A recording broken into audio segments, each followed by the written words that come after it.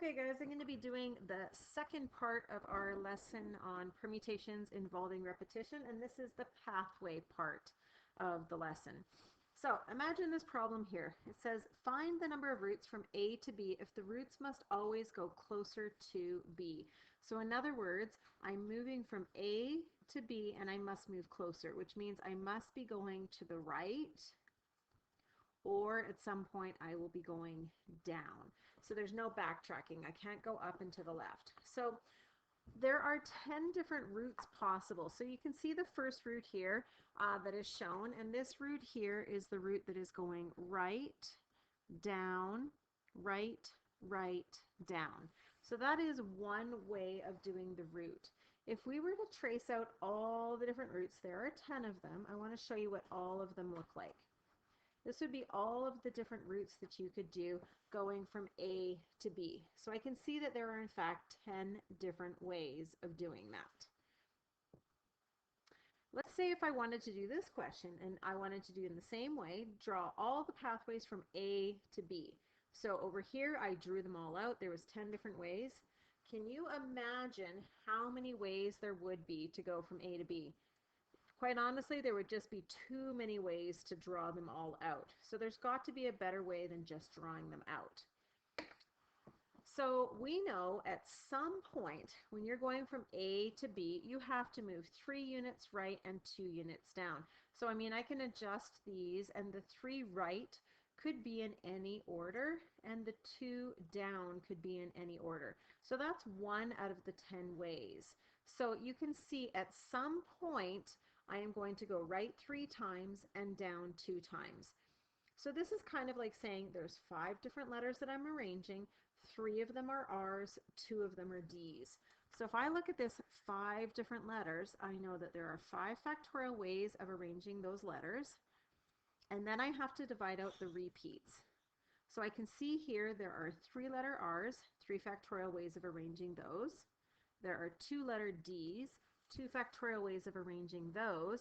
So if I enter this into my calculator and I've done it correctly, we already know from drawing them out that there should be 10 answers. So you can see on my calculator there are in fact 10 answers, and this shortcut would be much better. So if we went back over to this question here, way too many ways to draw out, we can actually just count. There would be 1, 2, 3, 4, 5, 6, 7, 8 directions to the right, and 1, 2, 3, 4, 5, 6, 7, 8 directions down. So if I wanted to put this into my calculator, altogether there are 16 letters. So it would be 16 factorial divided by 8 factorial, 8 factorial would be the total number of ways. And that would be a high number. So I wouldn't want to be doing that by myself by hand. So let's just put this into our calculator and see how many pathways altogether that would be without actually drawing them out. So if I wanted to enter this into my calculator, what I would do is use my fraction template. I would do 16 factorial. Oh, let me try that again. I would do 16 factorial over 8 factorial times by 8 factorial. And you can see that would be 12,870 different pathways. So definitely something you wouldn't want to do by hand. Okay, so let's look at another question. Okay, another way of doing this, instead of drawing them all out, so we've looked at drawing them all out, we've looked at using the formula, is to actually count them all out, one intersection at a time. So you can see I've used these like dark circles here just to, because those are important. On the outside, if I want to look from A to this point here, there's only one way of getting there. And then to the next intersection, only one way of there, and one way there, because I can only go to the right. Similarly, going down, there's only one pathway for each one of these. So when I'm doing these pathways, I can always put ones on the first row and first column because there's only one way of getting into all of those places. So now that I've done the outside edges, I look at one intersection at a time. So I'll start at this intersection here. So if there's one way to get to there and one way to get to there, altogether I know that there are two ways to get to that intersection, either from the right or from going down. If there's two ways to get to this intersection and one way here, there are 2 plus 1, 3 ways to get here. If there are 3 ways of getting here and one way of getting here, there are 3 plus 1, 4 ways. And then we just go down to the next row. So one way here and 2 from above, 1 plus 2 is 3. And then 3 plus 1 is 6. And 6 plus 4 is 10 ways in total. So now you have seen 3 ways of doing the pathway questions. So the 3 ways of doing the pathway questions are to draw them all out. Now that's nice because it provides us a visual drawing, but it's a little bit more challenging because I have to actually come up with all the different ways and all the different methods. The second way is to use the permutation with repetition, which is the n factorial over a factorial, b factorial, c factorial, etc. And then the third way is just by counting. Okay, so you have 3 different ways of solving the same question. The way that you do it is really up to you. Okay, so let's look at a question where I have 2 pathways. They're put together at a single point, and that's really important, is that it is at a single point.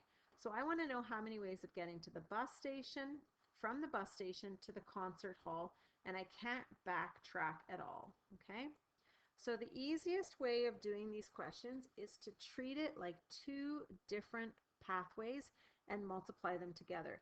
The reason we multiply is because it's like going from the bus station to, we'll call, say, this point A, and from that point A to the concert hall. Remember, in and in math means multiply. So again, 2 ways of doing this. Well, 3 ways if you count drawing them out. But again, the bigger the pathway, the more possibilities of drawing it out. So 2 ways that I would do this question. The first way is by using our repetition. So let's try that. So the bus station, I can go right 1, 2, 3 times. So 3 rights. And then I'll have to go down at some point 1, 2, 3, 4. So altogether, 7 ways of doing that, 7 factorial, divide by my repetition of 3 factorial, 4 factorial. So I'm done the first one, let's do the second one. So I'm going to go right 2 times, and at some point I will go down 2 times.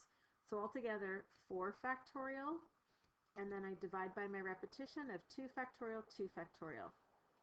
That word "and" in math means multiply. So I would just plug that into the calculator, multiply them together, and I would get 210. So that's one way of doing it. Let's look at the counting method. So looking at the counting method, remember that there are always ones on the outside. So I always put ones on the outside. And then I just go 1 row at a time. So I have 1 plus 1 is 2. 2 plus 1 is 3. 3 plus 1 is 4. Go down to my next row. So 1 and 2 is 3. 3 and 3 is 6. 6 and 4 is 10. And I just keep going. 1 and 3 is 4. 4 and 10, or sorry, 6 is 10. 10 and 10 is 20. Last row, 1 and 4 is 5. 5 and 10 is 15. 15 and 20 is 35 ways for that one. And then, like a brand new question, I have ones on the outside. I go 1 and 1 is 2. 2 and 1 is 3. Down to the next row. 1 and 2 is 3. 3 and 3 is 6. And means multiply. So let's see if I get the same answer. 35 times 6, 210. So really 2 different ways that you could do that question. It really just depends on what your preference is. So to summarize, when we are doing pathway questions, if you're doing it by counting, place ones on the top row and top column, and then work your way from A to B, adding the number to the left and above. Or if you prefer, you can do that with repetition. You're just going to count the number of ways right and the number of ways down from A to B, and then use permutations with repetition to solve, which is again n factorial over a factorial b factorial. Okay? If pathways are attached, they will always be attached at a single point, so no overlap.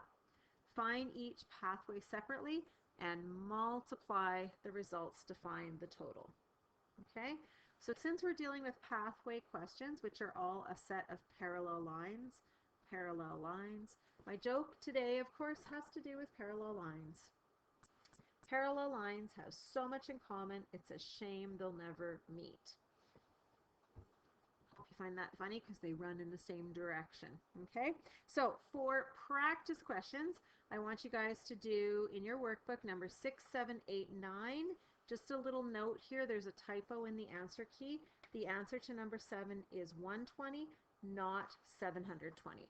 So hopefully that helps you with permutations and repetitions with the application of pathways.